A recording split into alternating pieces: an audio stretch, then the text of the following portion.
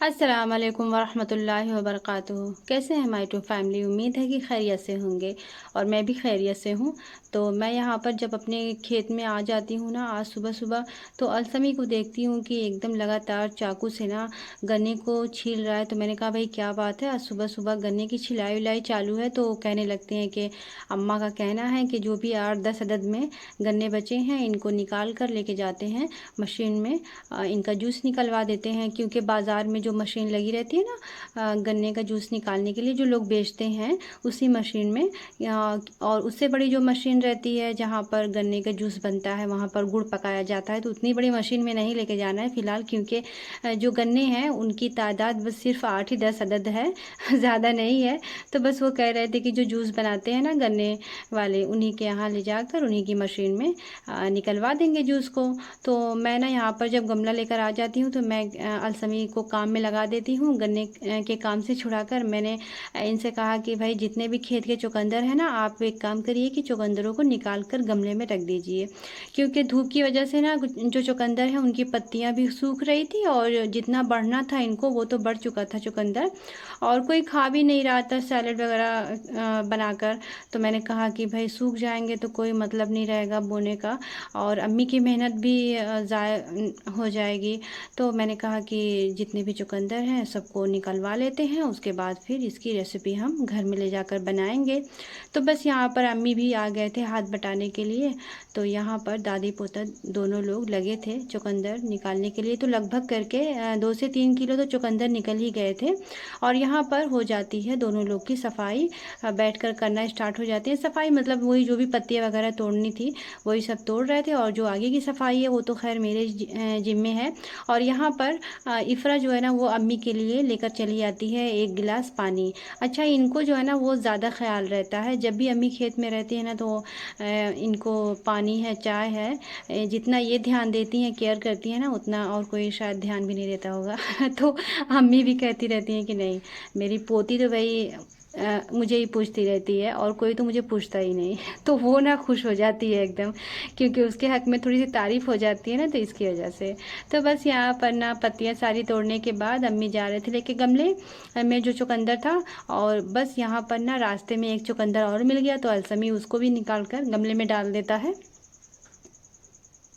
और यहाँ पर घर के अंदर वो जाने लगती हैं, तो मैं कैमरा लेकर उनके पीछे आती हूँ। तो मेरी नज़र पड़ जाती है दादी पर। अच्छा, ये जो हमारी दादी है ना, ये हमारे घर के कुछ दूरी पर इनका घर पड़ता है, और ये आई हैं हमारे खेत में अपने जानवरों के लिए चारा लेने के लिए, मतलब घास करने के लिए लेके आई हैं। और ये जो पीछे बकरियाँ देख रहे हैं ना, इन्हीं की बकरियाँ हैं, सब चर रही हैं। तो क्योंकि इनके घर से ही दूध लेकर आना था, तो इनायत को मैं बोली कि दादी जो है ना वो घास कर चुकी हैं और लेके जा रही हैं, तो उनके साथ में तुम चले जाओ डब्बे लेकर और दूध लेते आना। तो बस यहाँ पर दादी भी चले जाते हैं, और यहाँ पर अम्मी जो है ना वो टमाटर निकाल कर गमले में रख रही हैं। और माशाल्लाह यहाँ पर आज ना 1 से 1.5 किलो टमाटर तो निकल ही गया हमारे खेत में से, और गमले में रख कर सारे टमाटर और चुकंदरों को अम्मी लेकर चली जाती हैं घर के अंदर।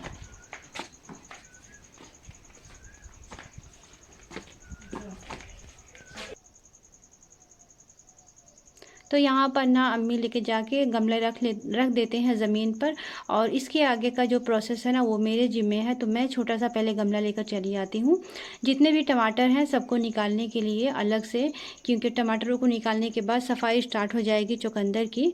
तो बस यहाँ पर पहले के भी 1 से 1.5 किलो के लगभग टमाटर थे खेत के, और आज भी माशाल्लाह 1.5 किलो के लगभग टमाटर निकल चुके हैं। तो मैंने सोचा ना कि पहले टमाटर इकट्ठा हो जाते हैं, उसके बाद फिर इसकी कुछ हम रेसिपी शेयर करेंगे आप लोग के साथ।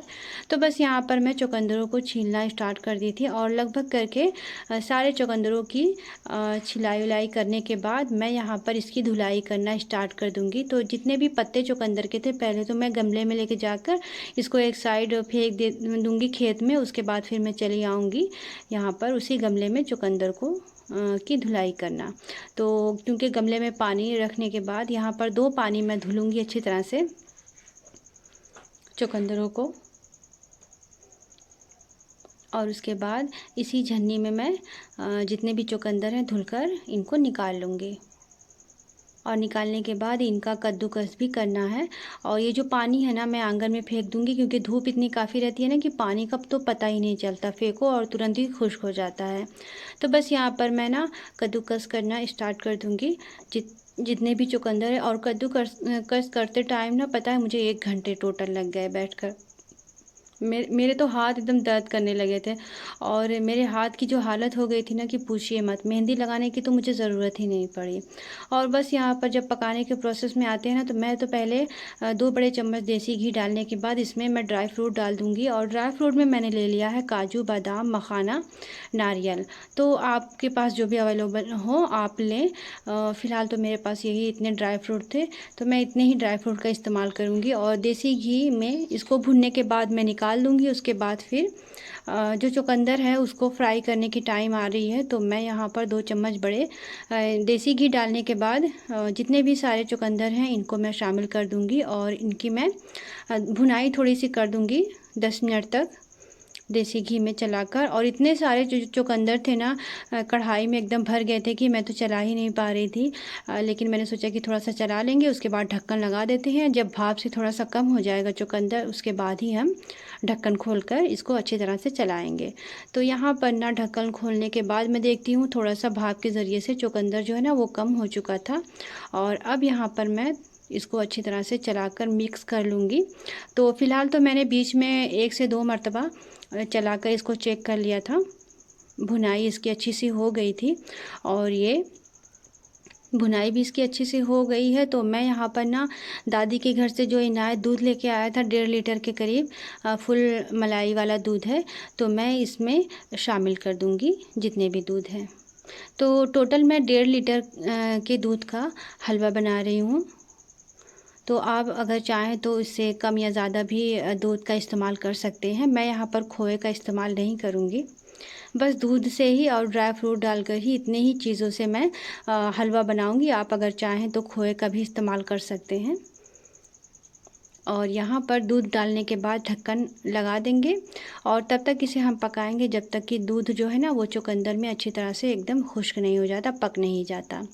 तो यहाँ पर मैं कुछ टाइम के बाद जब ढक्कन हटाकर देखती हूँ ना, तो लगभग थोड़ा बहुत करके दूध जो है ना वो खुश्क हो चुका था चुकंदर के अंदर, और लगभग थोड़ा बहुत रह गया था। तो मैं दोबारा से ढक्कन लगा दूँगी और इसे करीब छोड़ देंगे आधे घंटे तक पकने के लिए, ताकि जो दूध है ना वो अच्छी तरह से खुश्क हो जाए।